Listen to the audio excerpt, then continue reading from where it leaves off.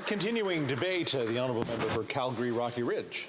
Well, thank you, Mr. Speaker. So it's always a pleasure to join debate in the House of Commons, even quite late now on a Monday evening.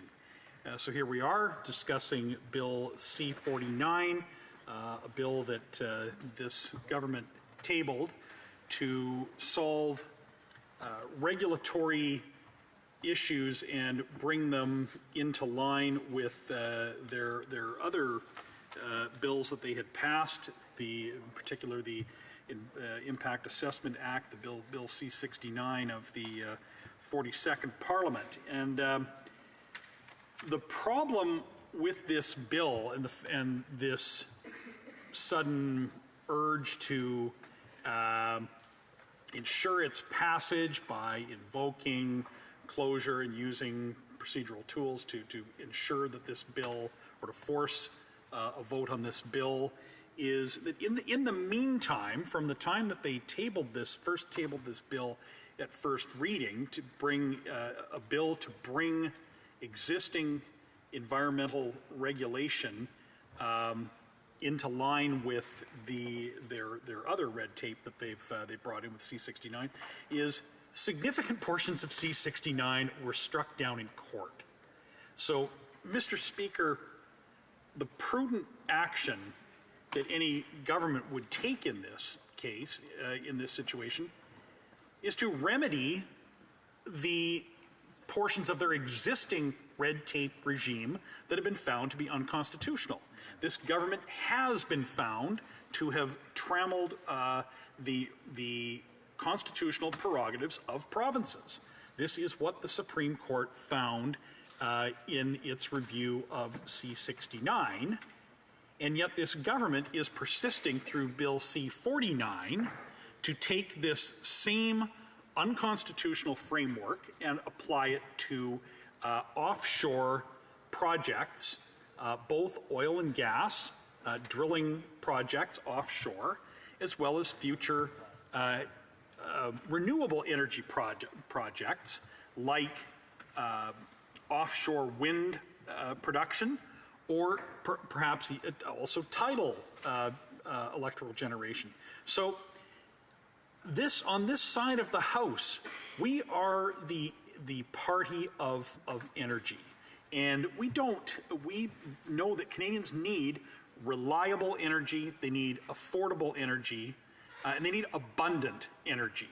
And that energy could come from any of a variety of sources. We support all forms of energy that can deliver on those basic points: affordability, availability, and reliability. And different parts of the country are able to produce energy in different ways. And the potential for offshore is in both its oil and gas potential, which has brought in fairly recent memory, Mr. Speaker, tremendous economic benefit to Newfoundland and Labrador, who for the first half or more of my life was by far the poorest region in Canada, with the lowest by far per capita GDP, and a part of the country that really suffered economically and had by far the lowest standards of living in Canada. And we've seen in a generation what energy production can do for both that part of the world and also in the way that so many people from Newfoundland and Labrador have also helped build Alberta and its energy projects. But in addition to that, there is tremendous potential for offshore renewable energy. And by taking this model, this unconstitutional model from the government's earlier bill, and applying this to projects, renewable or non-renewable, offshore, is not going to give Canadians the affordable, reliable, and available energy for Canadians, or create the export opportunities that abundance of energy may give. So this is a flawed approach. One would think, Mr. Speaker, that the they wouldn't need the opposition even to move an amendment that would seek to refer this back to committee, where this could be studied further and amended to deal with the reality of the Supreme Court's decision on Bill C-49. But, you know, they've even made it muddier still by tabling in this House a Budget Implementation Act that further confuses regulatory issues and compliance and congruity between these different acts by tabling a bill that also overlaps and attempts to do some of the same things that this bill does. So one would think they would either hold back on this bill, maybe call the current, and it's confusing because it's also number is C-69, but call the BIA tonight and debate that instead.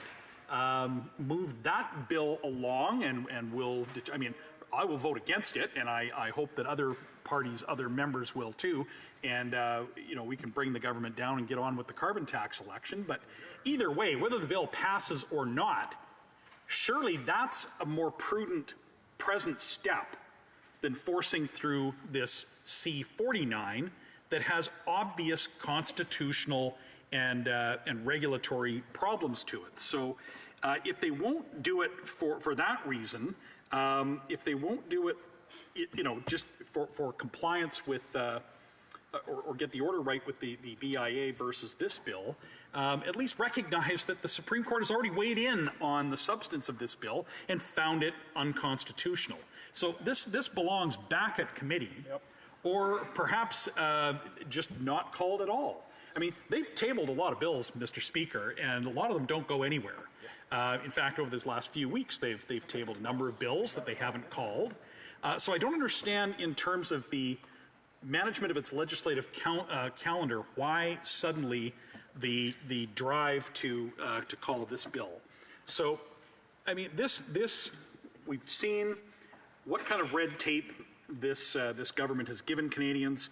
They already hinder traditional and alternative energy development in Canada. Under C-69, no projects get approved. It is the No More Pipelines bill, and it's going to become the No Offshore Wind Development bill, the No Offshore Drilling bill, and you know, even to top it all off, Mr. Speaker, I understand from speaking to a number of Atlantic members of Parliament, they've also managed to upset the stability and the investment climate for the fishing industry, because they haven't consulted the fishing industry, who stand to be affected by this bill. So this government is so consistent in its muddy, muddled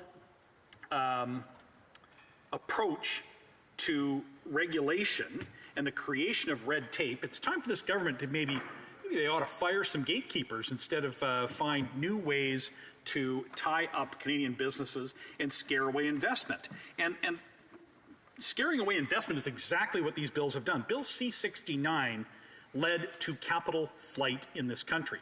We've seen how C-49, even its tabling, has also triggered capital flight in Atlantic Canada in terms of projects abandoned and the dearth of new applications for drilling or offshore projects in the wake of this bill. So as my colleague from Calgary Nose Hill said earlier, Canada has become a country where political risk is driving away investment.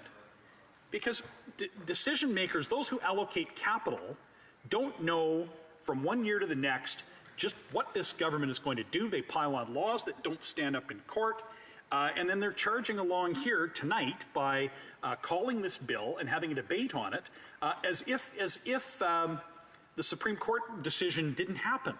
It happened, and it can't be ignored. This bill was tabled before that decision. It doesn't take that decision into account. It should be taken back to committee where maybe it can get sorted out, or it can just be held back and not called again. They've got so many other bills that they seem to want to get approved, but haven't called, and have chosen instead to call this bill. So I'd call on the government to get a hold of its legislative calendar, get a hold of its constitutional issues, and go back and fix this bill if they're going to call it again. Questions and comments? Questions et commentaires. L'honorable député de Beauport. The honourable member for Beauport-Limoilou. Thank you very much, Mr. Speaker. Imagine this, Mr. Speaker. Imagine that the member had a magic wand. I wonder what clause this member would change in the bill, why, and what would he change it to? The member for Calgary Rocky Ridge. Well, I would strip out the sections that have already been struck down in court. That might be an easy place to start. There's 4 of them, but I do reject the entire approach of this government to business regulation and develop the regulation of energy development, both renewable and non-renewable. Questions et commentaires. Questions and comments. The honourable member for Bow River. Thank you, Mr. Speaker. And through you to my colleague from Calgary, he understands what the oil industry did in the city of Calgary and what it could do and what it can, well, how it was devastated by this liberal policies. How can he imagine what this kind of policy will stop happening in the Atlantic region? It's got possibilities, but what does he really think will happen, as he may have seen what this Liberal government did to the industry in Alberta, and particularly Calgary? The honourable member for Calgary Rocky Ridge. Well, the impact was instantaneous when this government came to power. Some 200,000 energy workers across Canada, not all in Calgary, but many thousands in Calgary, including my own riding, lost their jobs in the first early months of this government. And while things are much better now, just the environment is still not there for investment. Money is leaving Calgary, not coming into it, from what some of the finance community has told me, and I can only imagine what this might do to Newfoundland and Labrador, to Nova Scotia, and it's the uncertainty that is such a killer. If we don't know what this bill is actually going to do, nobody is going to invest in any project. Even the existing fishing industry doesn't know if how it may or may not be affected, and that leads to decisions that have to be made on capital allocation, and it won't be for Canada. Questions and comments? Questions et commentaires. The honourable member for Sherwood Park for Saskatchewan. Well, thank you, Mr. Speaker. I want to thank my colleague for his excellent speech tonight, and certainly the important points he made about the energy sector, about the value it produces for our economy, and about the failures of this government. I wonder if he can expand specifically on just what this bill would do in terms of additional challenges it would create, and what kind of an approach we should be taking instead. The honourable member for Calgary Rocky Ridge. Well, it's really all about certainty for investors.